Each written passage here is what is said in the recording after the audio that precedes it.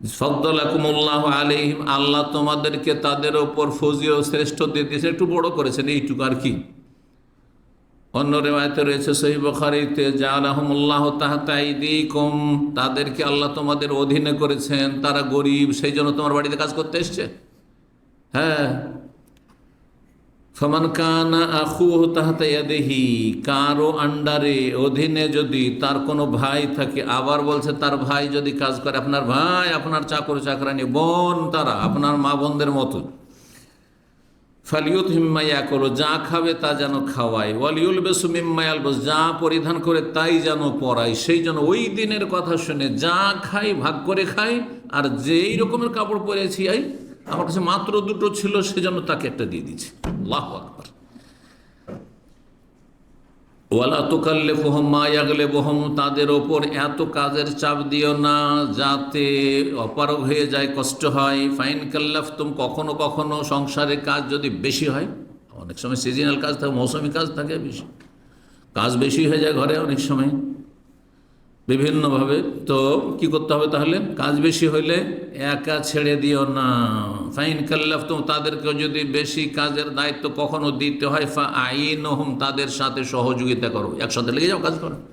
মালিকও যদি চাকরের সাথে কাজ করে, মালিকও যদি গৃহকর্মীর সাথে কাজ করে, মালিক যদি আপনার গৃহকর্মীর সাথে কাজ করে, তাহলে কত খুশি হবে, কত খুশি হবে, অন্তর থেকে ভালোবাসবে তাদেরকে। আল্লাহ যেন বুঝার আমল করা তৌফিক। সহিহ বুখারীর 29 নম্বর হাদিস, প্রথম দিকে হাদিসটি রয়েছে কিতাবুল ঈমানে।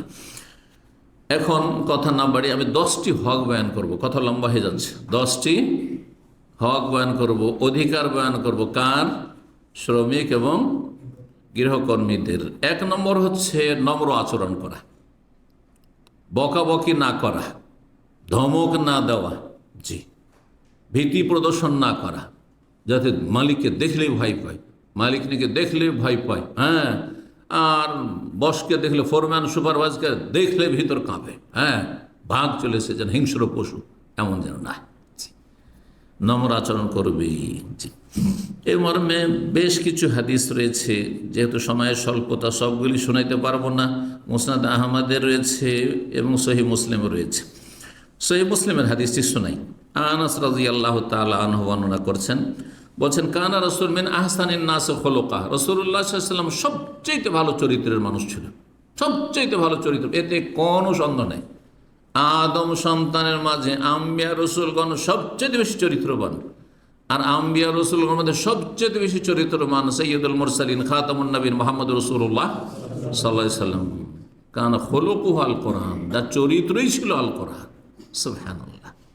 আল কোরআন জীবন্ত যদি দেখতে চান, তিনি হচ্ছেন মুহাম্মদ রাসূলুল্লাহ সাল্লাল্লাহু আলাইহি ওয়াসাল্লাম। জি, রাহমাতুল লিল আলামিন, বিশ্বজাহানের রহমত। মা বাবার মায়ের চাইতে বেশি মায়া রাসূলুল্লাহ সাল্লাল্লাহু আলাইহি ওয়াসাল্লামের। জি, আল্লাহ কোরআনে কেন বলছে, আন-নবী আউলা বিল মুমিনিনা মিন আনফুসিহিম, নবী মুমিনদের নিজের জীবন চাইতে বেশি কাছের মানুষ। মানে আমি আমার জন্য যতটা মায়া করি, তার চাইতে বেশি আমার ওপর মায়া করেছেন রাসূলুল্লাহ সাল্লাল্লাহু আলাইহি ওয়াসাল্লাম। যে কোনো মানুষ যেন জাহান্নামে না যায়, কোনো মানুষ যেন কষ্ট না পায়, কোনো মানুষ যেন না খেয়ে না থাকে, কোনো মানুষ যেন কষ্ট, কোনো রকম বিপদ আপদে না থাকে। সুবহানাল্লাহ, সুবহানাল্লাহ। নিজের জন্য যতটা চেষ্টা করেন আপনি করলেন, তার চাইতে বেশি আল্লাহ কোরআনে কারীমে বলছেন, আর রাসূলুল্লাহ সাল্লাল্লাহু আলাইহি ওয়াসাল্লাম হাদিস তো বহু রয়েছে।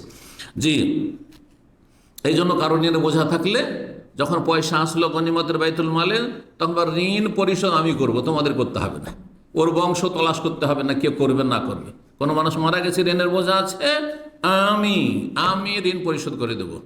আর যদি তো ওই জমি জায়গা ছেড়ে যায়, টাকা পয়সা রেখে গেছে, 1 পয়সা নেব না, ফলে ওরা সাথেই ওর ছেলে মেয়েরা দিক, হ্যাঁ, ওর উত্তরাধিকারের দিক। সুবহানাল্লাহ। কে আছে এমন? কে আছে? আজ কি ধনকূপ অনেক আছে মুসলিম সমাজে। বলবে কেউ যে শুধু দেশের মুসলিম, শুধু আমার ভাষাভাষী মুসলিম, আমার ডিস্ট্রিক্টের মুসলিম যতগুলি আছে, বা আমার ডিস্ট্রিক্টের মানুষ, তাদের ঋণ যদি মারা যায়, ঋণগ্রস্ত হয়ে, তো ঋণের বোঝা আমি নিয়ে নিলাম। আছে কেউ? সুবহানাল্লাহ। তো বলছেন, আরসালানি ইয়াওমাল লিহাজাতিন, একদিন কাজের জন্য আমাকে পাঠিয়েছেন। কোনো কাজে, যে কাজটা করে আসো।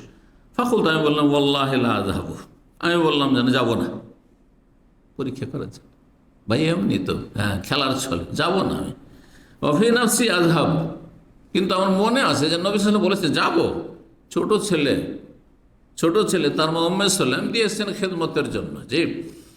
তো মনে মনে আছে যাবো কেন, লেমা আমার নবী সাল্লাল্লাহু আলাইহি ওয়াসাল্লাম, নবী সাল্লাল্লাহু আলাইহি ওয়াসাল্লাম যেহেতু নির্দেশ দিয়েছেন যাবো। ফাখারাজতু, গেলাম।